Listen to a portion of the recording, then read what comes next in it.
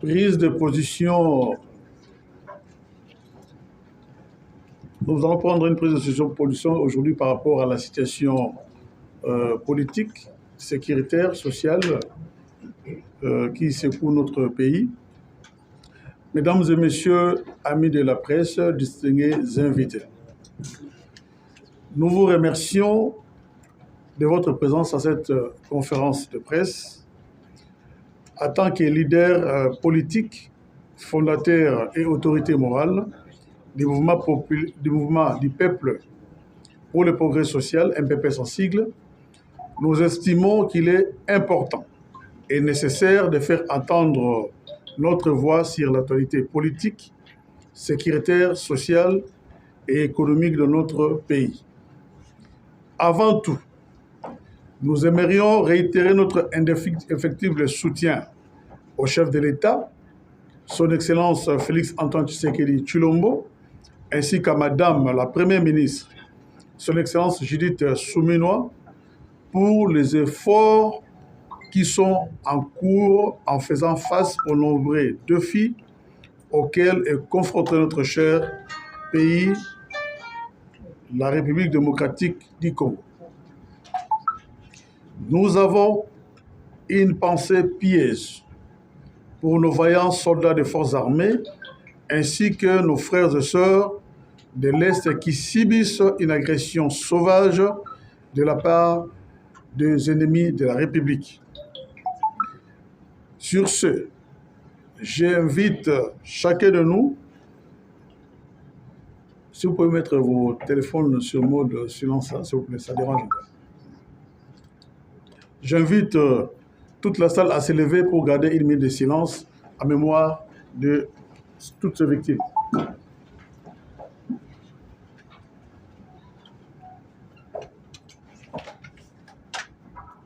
Je vous remercie.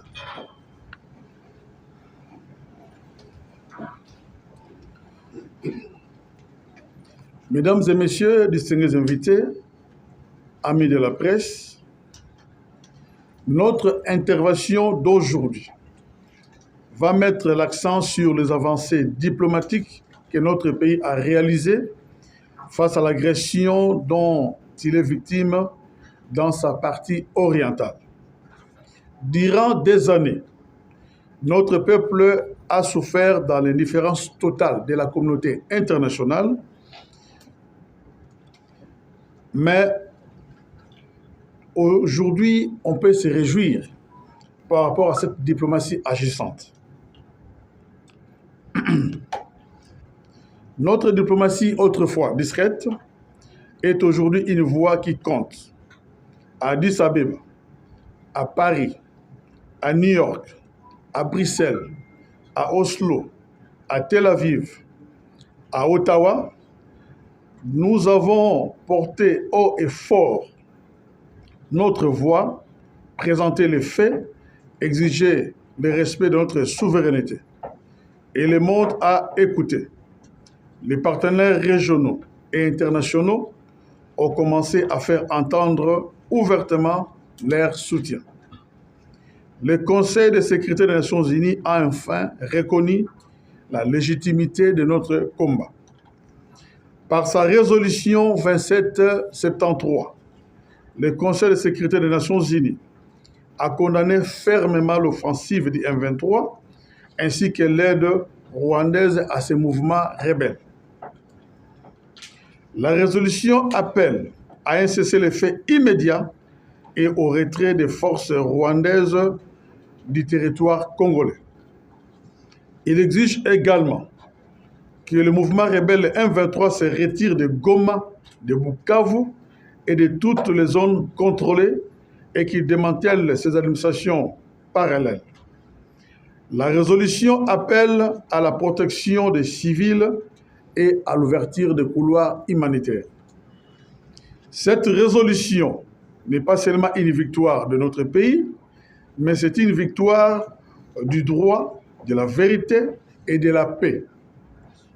Nous avons choisi la voie des mots plutôt que celle des armes, la voie de la diplomatie plutôt que celle de l'escalade.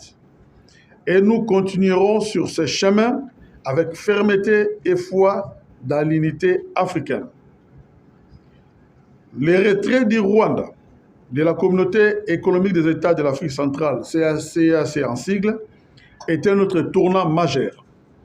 Ce désengagement traduit un isolement diplomatique croissant, fruit du rejet des attitudes belliqueuses et des aspirations des peuples africains à une stabilité durable. Ces avancées témoignent d'un repositionnement stratégique de la République démocratique du Congo sur la scène diplomatique africaine et internationale.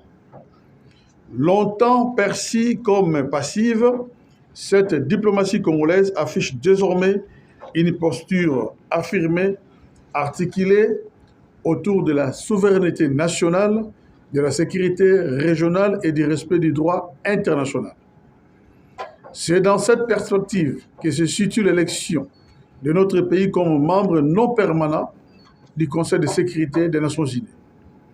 Le soutien exprimé par 183 États membres est une marque de confiance historique et d'acte fort envers notre engagement renouvelé pour la paix, la solidarité internationale et la défense des principes fondateurs de notre organisation. Cette élection représente bien plus qu'un succès diplomatique. C'est un tournant. Elle marque le retour d'un pays longtemps meurtri aux avant-postes de la scène internationale. C'est aussi une reconnaissance de nos efforts de stabilisation interne, de notre diplomatie apaisée mais déterminée et de notre volonté de contribuer à un monde plus juste. Notre voix portera haut et fort celle de l'Afrique. Nous serons le porte-étendard des aspirations du continent en matière de paix, de sécurité, de développement durable et de transition climatique. Au Conseil de sécurité, la République démocratique du Congo défendra désormais une gouvernance mondiale plus équitable, une justice véritable face aux conflits oubliés et un dialogue constant comme un outil de règlement des différends.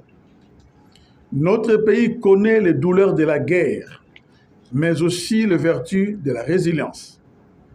Nous savons, mieux que quiconque, ce que la paix signifie pour un peuple. C'est avec cette expérience et cette humanité que nous attendons participer pleinement aux travaux du Conseil de sécurité des Nations Unies. Revigorés par nos succès diplomatiques aux Nations Unies, nous devons également reconquérir l'espace francophone et aller à la conquête de la francophonie. C'est dans cette perspective que nous invitons le chef de l'État, son Excellence Félix Antoine Tshisekedi Tshilombo et le gouvernement à lancer la candidature de la RDC au poste de secrétaire général de la francophonie dont les élections sont prévues l'année prochaine en 2026, lors du prochain sommet des chefs d'État et des gouvernements qui se tiendra au Cambodge. En effet, il est grand temps que notre pays, un grand pays francophone le plus peuplé au monde, puisse prendre les rênes de cette organisation internationale de la francophonie. La candidature de notre pays viserait à faire correspondre son poids démographique à une influence politique réelle au sein de la francophonie. Enfin, pour terminer, nous mettons en garde toutes les forces politiques et sociales du pays, toutes tendances confondues. L'heure est grave. La menace de balkanisation du pays devient de plus en plus réelle. Plus que jamais, nous devons serrer les coudes pour nous unir et affronter cette menace dans l'unité. Plus que jamais, c'est le moment de lutter pour que notre pays, la République démocratique du Congo, demeure une et indivisible. Que Dieu bénisse la République démocratique du Congo et son peuple. Je vous remercie.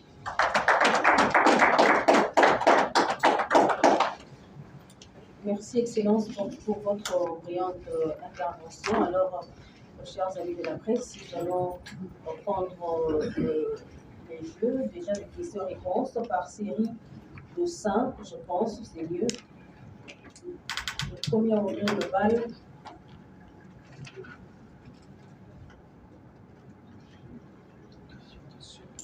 Question, s'il vous plaît.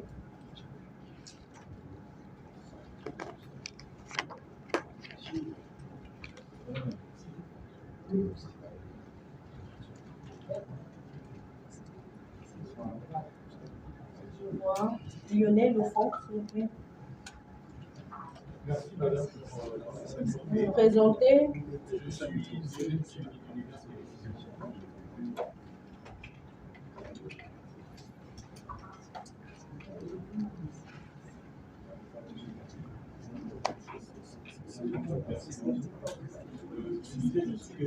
S'il vous plaît, silence, s'il vous plaît. Laissez monsieur Lionel poser sa question calmement. Je disais, je suis Lionel Cuny d'Univers Télévision.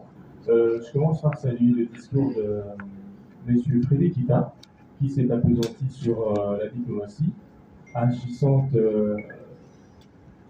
abordée par le chef de l'État dès son ascension au pouvoir.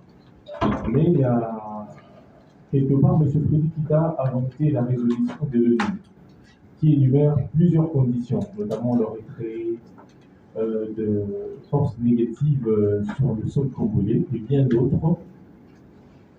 Mais dernièrement, on a vu la chef de la MONUSCO échanger avec l'opposition armée.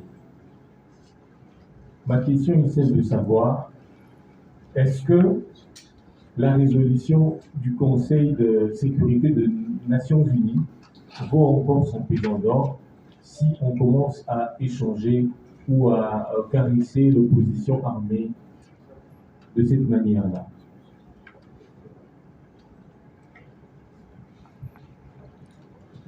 Oui, allez-y. Deuxième question. On prend une série de 3 questions. Wow. Bonjour, je suis Madame Nana Boana de la RTGA. Monsieur le ministre honoraire, nous vous avons suivi et il y a quelque part où vous avez parlé de... Vous avez sollicité à ce que le gouvernement congolais, le président de la République, puisse solliciter le secrétariat général de l'OIF, de l'Organisation internationale de la francophonie.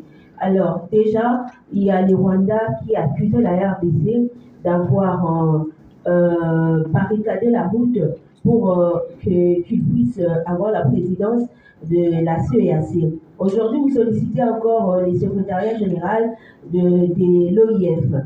Vous ne trouvez pas que le Rwanda va encore accuser la RDC et vous ne trouvez pas que ça va pas permettre à ce que, parce que le Rwanda dit que la RDC influence beaucoup de pays pour qu'on puisse lui traiter d'un pays ennemi, tout ça. Vous ne voyez pas que ça va déranger encore les négociations en cours?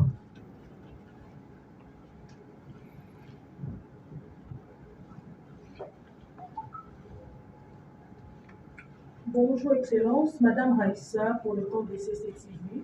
Ma question est celle de savoir, il n'y a pas très longtemps, nous tous nous avons suivi la sortie médiatique de Jean-Pierre Bemba qui accuse les évêques et d'autres acteurs politiques. Quelle analyse faites-vous étant qu'analyste politique? Merci. Oui, merci. Je crois que vos questions sont très très claires. Je commence par la question de Lionel. Par rapport à la résolution des Nations Unies qui exige à ce que le Rwanda et le M23 se retirent du territoire congolais. Et il veut savoir aussi pourquoi Madame Bintou est allée à Goma et il vient de prendre ses craintes. Alors, ma question est simple. Vous savez, les Nations Unies qui regorgent à son sein tous les pays du continent, enfin de tous les continents, soit africains, européens, américains, ont pris cette résolution dans son ensemble, exigeant au Rwanda de se retirer. Et puis, ce n'est pas la première fois. Nous nous souvenons en 2012, le Rwandais avait fait la même politique de nous envahir. Et toujours les Nations Unies qui avaient exigé à ce que ce pays agresseur se retire de la RDC. Ça a été fait, nous avons tout suivi. Mais là, quand on demande le retrait des troupes étrangères, il y a tout un processus. Vous savez que quand là, le M23 est entré à Goma, il y a eu des dégâts humains, tout comme matériels. Et Mme Bintou, elle est la représentante spéciale du secrétaire général dans notre pays, elle est allée dans ce sens-là pour constater d'abord le dégât sur le terrain et puis remettre la résolution à ces groupes rebelles ou terroristes, comme vous voulez, pour qu'ils commencent déjà à s'engager à quitter le sol congolais. Donc je crois que vous devez prendre votre mal à patience. C'est tout un processus. Vous savez, ils ont envahi Goma, Rutshuru, Bunagana, Bukavu. Mais il faut qu'ils rentrent. On doit les accompagner par la MONUSCO, bien sûr, qui doit les accompagner pour qu'ils rentrent là où d'où ils sont venus.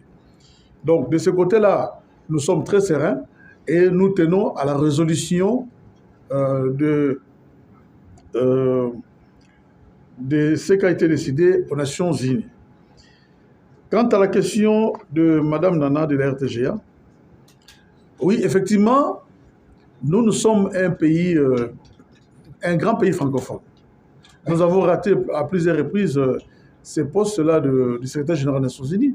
Mais là, maintenant, il est grand temps pour que la RDC occupe cette place. Parce que, regardez, le Rwanda, moi-même, je me rappelle, j'étais au sommet Chine-Afrique, où, à l'époque, je crois en 2019, où j'avais vu Madame, l'actuelle secrétaire générale des Nations Unies, qui faisait le lobby pour que les nations francophones soutiennent sa candidature. Bon, la France a soutenu. Mais là, maintenant, c'est le tour de la RDC d'occuper ces postes-là. Parce que nous sommes un grand pays francophone. Notre langue officielle, c'est le français. Et aujourd'hui, on n'a rien à prouver. Quand vous parlez de la CAC, le Rwanda, c'est un pays agresseur.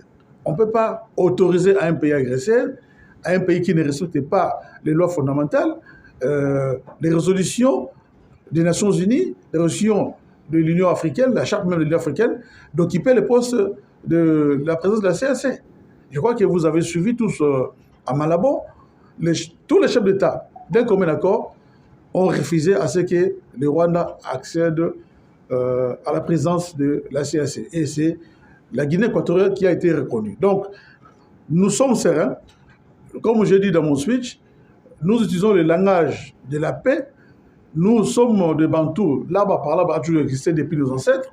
Et nous exigeons à ce que le Rwanda respecte la charte des Nations Unies, respecte aussi la charte de l'Union africaine. Et que nos frontières soient aussi respectées. Donc, c'est tout ce que nous exigeons. Mais là, j'ai lancé un appel au chef de l'État, les garants de la nation, de porter notre candidature au Cambodge là-bas pour que la RDC prenne le secrétaire général de la francophonie. Madame Raissa de CTV nous parle de la sortie médiatique de l'ancien vice-président Jean-Pierre Bemba, l'actuel ministre des Transports. Nous sommes dans un pays démocratique. D'ailleurs, ça s'appelle la République démocratique du Congo. Donc, chaque citoyen a le droit de mettre son point de vue par rapport au sujet, par rapport à l'actualité. Bon, ça, c'est son point de vue. Mais nous sommes des Bantous, nous sommes des chrétiens. Quelque part aussi, on doit respecter les évêques, qui sont nos pères spirituels. Donc, il n'a fait que dénoncer, parce que lui, il est aux affaires.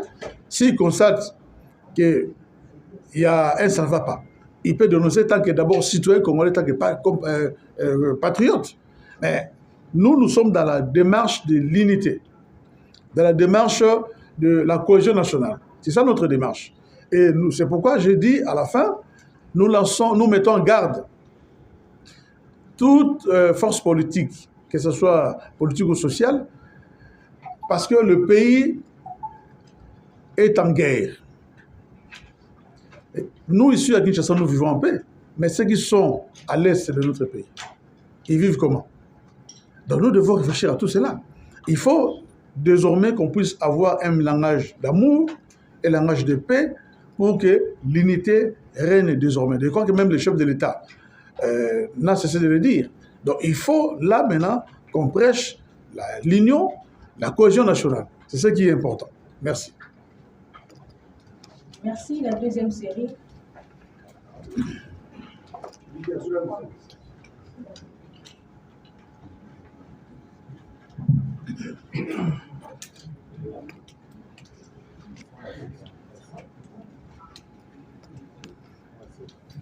Jacques Amboka pour RT en français. Monsieur le vice-ministre honoraire, il y a quelques jours, Son Excellence, Monsieur le Président de la République a reçu l'opposant Martin Fayulu, qui a aussi tenu des propos qui vont dans le sens de la cohésion, de l'unité nationale, avec une initiative qu'il pensait mettre en place pour que les Congolais puissent se mettre ensemble et discuter. Et il est dans cette dynamique de soutenir aussi les évêques catholiques et protestants. Mais cependant, je reviens encore sur la dernière sortie médiatique du vice-ministre Jean-Pierre Bemba, qui, pour certains, pense que les propos tenus par Jean-Pierre Bemba vont à l'encontre de l'initiative de l'unité nationale telle que prônée par Martin Fayulu. Pensez-vous aujourd'hui que le chef de l'État puisse ouvrir son cœur pour donner le corps à l'initiative des évêques par rapport à ce qu'ils ont déjà commencé pour l'unité, pour le dialogue? Est-ce qu'il est encore possible que les démarches des évêques puissent donner des résultats, alors que du côté du pouvoir, notamment le vice-premier ministre Jean-Pierre Bemba est en train de s'acharner un peu contre les évêques catholiques? Est-ce qu'il est encore possible que les dialogues initiés par les évêques puissent avoir lieu? Voilà. On poursuit la deuxième série de questions.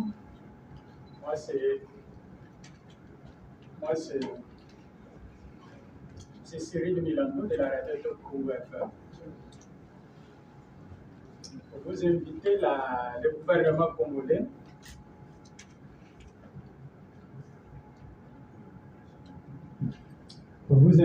gouvernement congolais à déposer sa candidature pour le poste de secrétaire général de la francophonie. Mais nous savons qu'il y a beaucoup de Congolais, même parmi vous, les hommes politiques, avaient invité le gouvernement congolais à se retirer de la francophonie. Que gagnerait la RDC une fois qu'elle obtenait ce poste?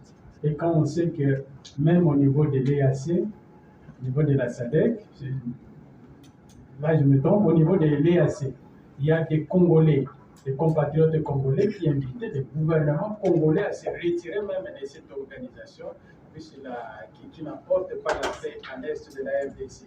Et si la RDC obtenait le poste de secrétariat général de la francophonie, qu'est-ce que ça lui apporterait comme bénéfice sur le plan politique? Merci beaucoup.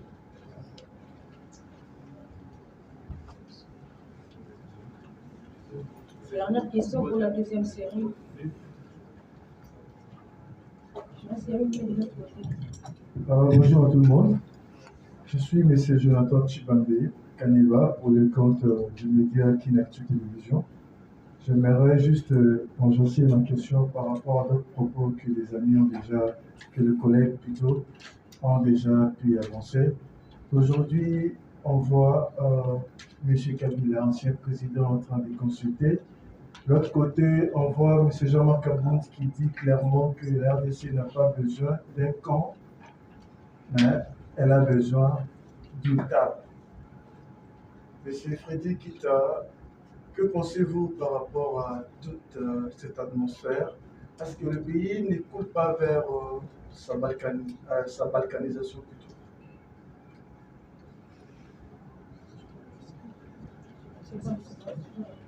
Oui, merci. Je commence par la question de Jacques de RT France.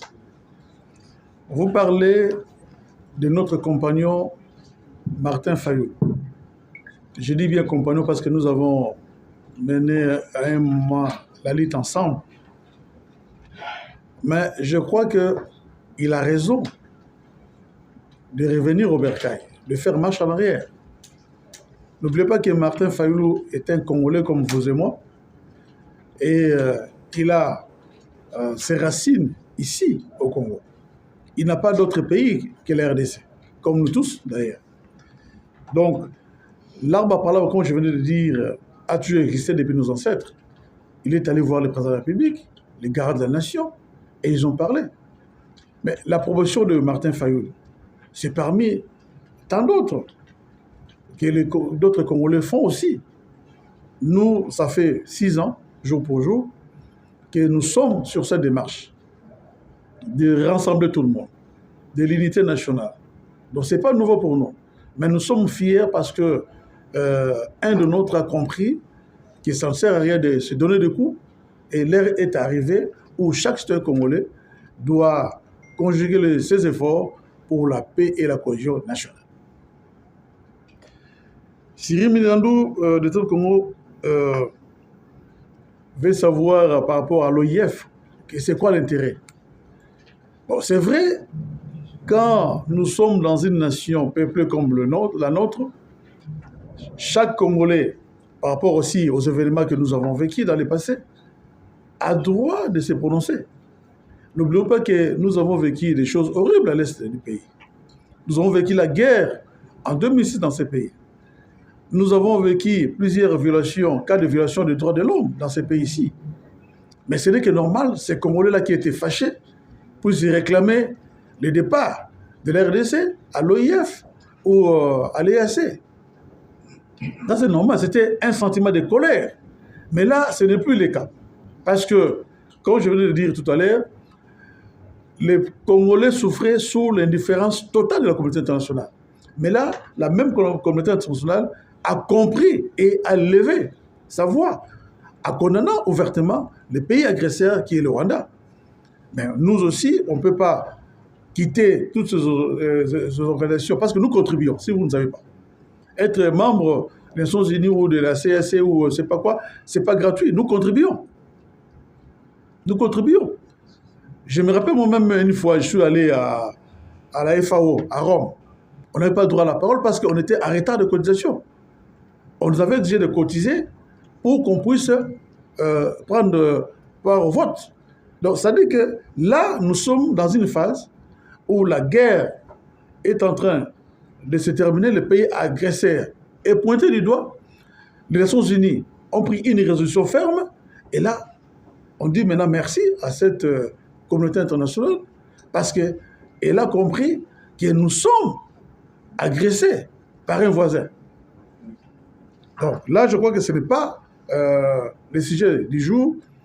Nous tenons, comme un grand pays francophone, à récupérer ces fauteuils du secrétaire général pour que la RDC aussi soit au devant de la scène. Parce que, comme je dis dans mon speech, il y a plusieurs années, depuis, je dirais, l'époque de Mobutu, on ne parlait plus de la RDC au devant de la scène internationale.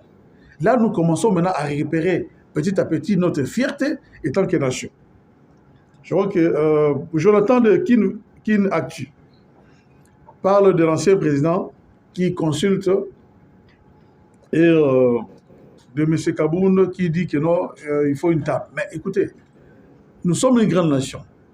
C'est que nous ne voulons pas ici où on voit demain matin un Congolais qui se lève pour tuer ses propres frères congolais. C'est ça que nous ne voulons pas. Nous voulons la paix, nous voulons l'unité, nous voulons la cohésion nationale. Parce que demain, nous allons passer. Mais nous allons léguer quoi comme héritage aux générations futures? C'est ça la question que nous devons nous poser comme Congolais.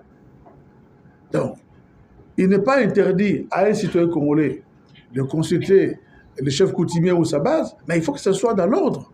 Le pays est agressé. Il y a un gouvernement ici des urnes, en 2023 ici. Mais nous devons donner la chance aussi à ce gouvernement de bien travailler. Parce que, comme on dit à l'église, les panais circulent encore. En 2028, ici, il y aura des élections. C'est lui qui estime bon, qui sera candidat. Il n'a qu'à se présenter. Mais nous refusons ce langage des armes, ce langage de manipulation. Là, nous refusons. Nous voulons que tout se passe selon l'ordre constitutionnel et que nos peuples, de partout où ils se trouvent, vivent dans la paix totale. Merci. Merci. Y a-t-il encore des préoccupations? Ok, je vois quelques mains de l'autre côté.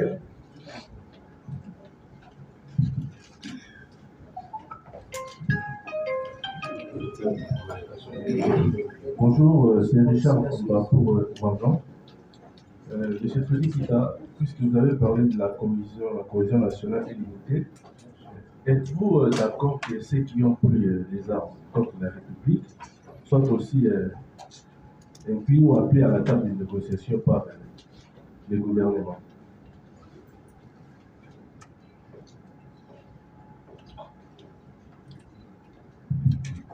Ok, merci. C'est Martin Liango pour le compte de King Press Party. Je vais revenir par rapport à l'unité. C'est qui, nationale. Martin?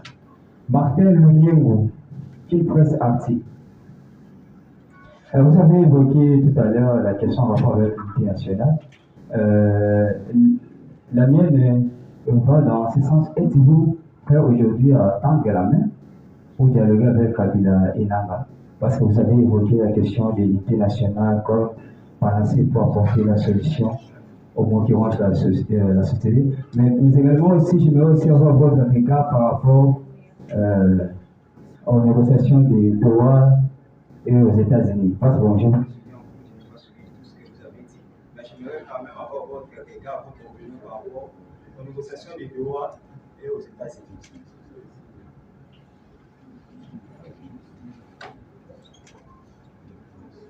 La troisième question.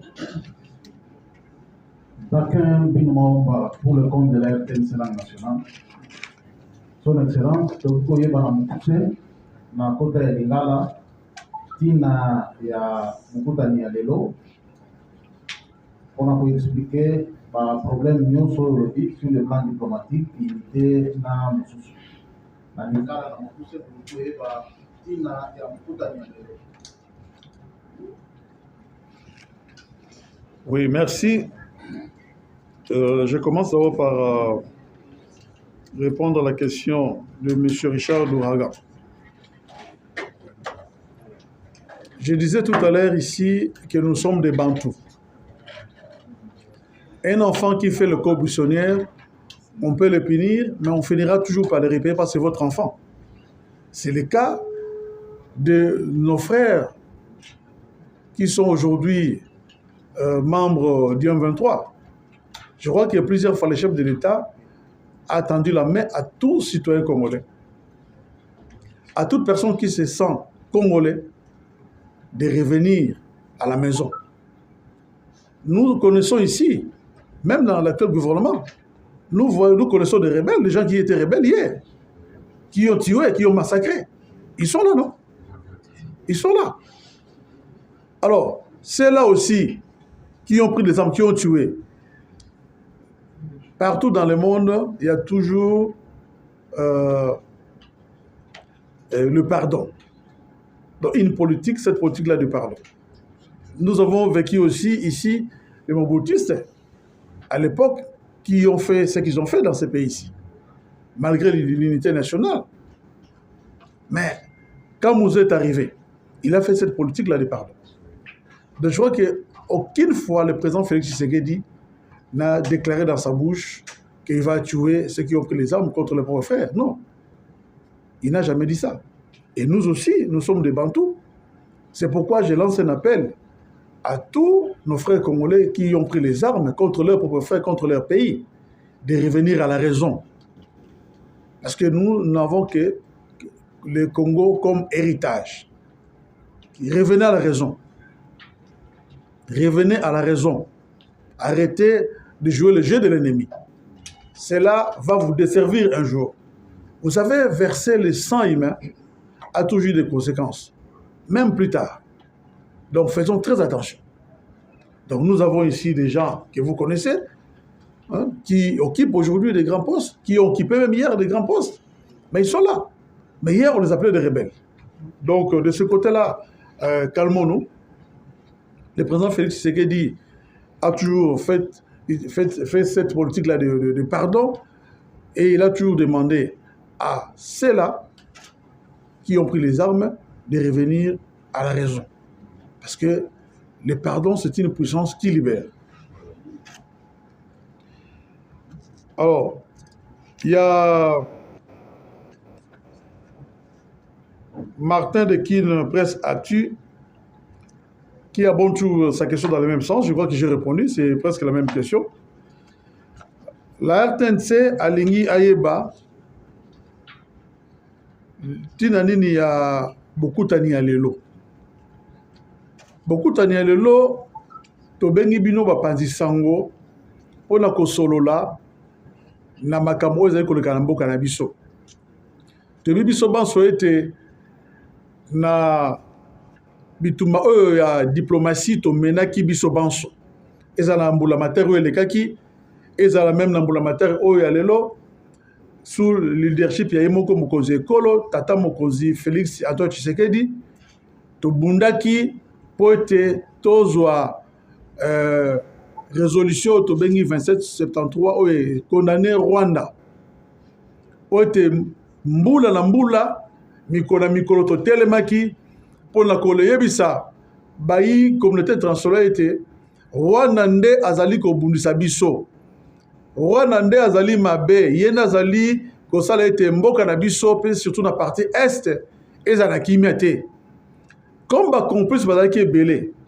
Même awa na se ya nakati ya mboka na biso bomoni babusu bazali kuna M23 to bundaki to chaki makele to lobaki to tambaki mikili na mikili.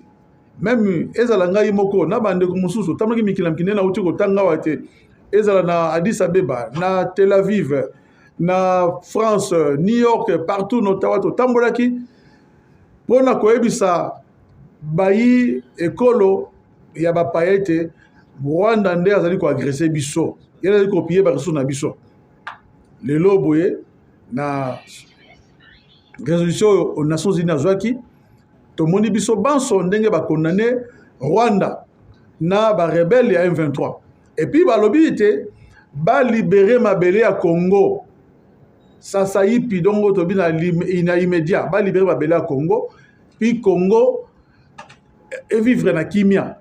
Et puis ba gouvernement parle ba salaki ko bada na ba mairie na ba gouverneur de province to moni na ba armée bango nyonso babima o ete biso tozwa bosomi na biso ndenge tozwaka lipanda le 30 juin 1960 yango tosengi bana nyonso to Congo tozala bomoko parce que mboka oyo ezali ya biso tola mboka mibale te tozalaka boli Congo tozala bomoko boboto bolingo biso banso tozala na sima ya mapinga na biso biso banso tozala na sima ya mbula matari ezoko kamba biso okelengi na maponami na 2023 oyo alongaki toyebi tata moko Félix Tshisekedi atie gouvernement en place toyebi kozala 2028 oyo pa moni kazali na makoki ya kozala candidat 2028 akozala candidat mais na kima nyonso mais na kati ya bitumba te na kati kozala manduki te yango tobengaki bokutani ya